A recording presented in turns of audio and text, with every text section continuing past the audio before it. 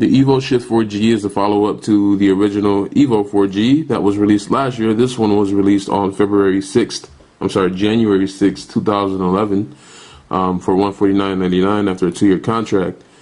This phone is available for Sprint. It is a 4G device, has WiMAX radios inside, and hardware-wise, it does differ a lot from the original Evo. This one has a 3.6-inch WVGA LCD as opposed to a 4.3-inch, a lot smaller. And you'll notice that if you've ever used a 4.3-inch phone. It does not have a front-facing camera like the original Evo does. That is a proximity and light sensor up at the upper left next to the speaker grill.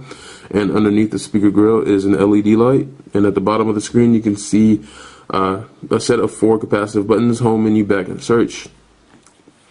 On the left-hand side of the device you can see the micro USB port for charging and data sync. And then you can see the volume rocker up and down switch.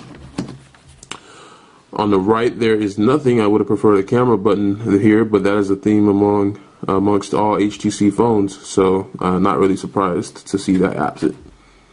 On the top you can see the power button and the 3.5mm headphone jack. And then on the bottom is just a microphone hole and no HDMI port. You would notice that that was missing from the Shift 4G. That was on the original Evo 4G. On the back you can see a 5-megapixel camera with only one LED flash and a speaker grill to the right of that. This camera is also capable of recording HD video at 720p. Underneath the hood you'll get a 1500 mAh battery, 2 gigabytes of storage pre-installed with a microSD card pre-installed, and a 512 megabytes of RAM. You also get over 300 megabytes to install your applications out of the box. Processor inside this thing is Qualcomm's MSM 7630 Scorpion processor, 800 megahertz, but with the Adreno 205 GPU, and the architecture is actually a lot faster and a lot more power efficient than the one found in the original Evo. So don't let the megahertz count fool you. This thing is actually performs better than the Evo, and once it eventually gets rooted and modded, I'm sure it'll get overclocked and all that good stuff, and it'll be blazing fast. It's already blazing fast. If I can just show you guys. This is like the little standard test to see how fast a phone is, just kind of swiping through a home screen filled with widgets, as you can see, and it is not slowing down. So Evo 4G was already pretty fast, and this phone is faster than it, so don't let that processor fool you or deter you. One thing I didn't like about the phone is about the hardware actually is the power button is actually kind of flush mounted and kind of slanted into the back of the phone, and that makes for a tough time trying to feel around for the button when it's while you're not looking for it, and then if you finally do get used to its location, it's going to be kind of hard to press it to turn it on and off. So sometimes I have to press this thing 2 or 3 times to get it to turn on or off, and that just becomes a huge pain.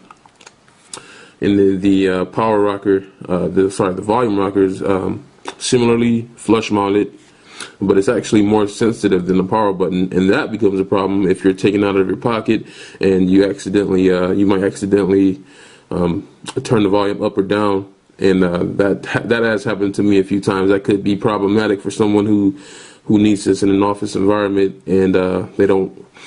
Sometimes they might not notice that their volume is actually on when it's supposed to be off, because it's so easy to turn it up and down. Sorry, I have to do this review with one hand. The other thing I didn't like was the keyboard, and that's supposed to be the main selling point for this phone, but the keyboard is actually not very good. As you can see, the keys are very flat there.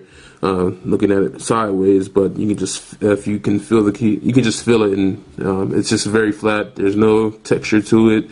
There's very little track and feel. When you press it, you get very little feedback, and it's kind of hard to press the buttons to begin with. So I'm not a huge fan of the keyboard on this thing, but if an HTC phone with a keyboard with Android on it is going to be the only option for you, it's going to be something that appeals to you, this is your only option. Then there's that D-pad. You can see that's kind of reminiscent of the original Motorola Droid, and that thing is not very good at all either. That's mainly going to be for folks who want to edit text, and I think it's just easier to edit text using the software that they've included, and I'll show you guys that in the software portion of this review. Other than that, it's a very solid device. Feels good in the hand. A little bit thicker than the original Evo 4G, but that's obviously because of the keyboard. But it's smaller overall, so not much to complain about there. And battery life is actually pretty decent, pretty good actually on this phone.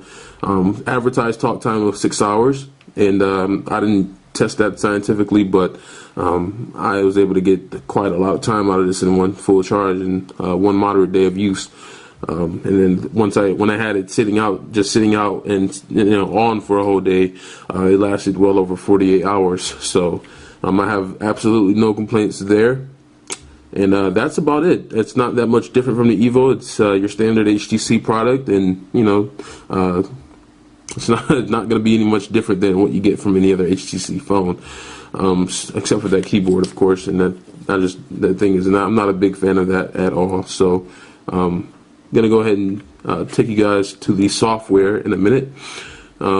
See you guys in the next video.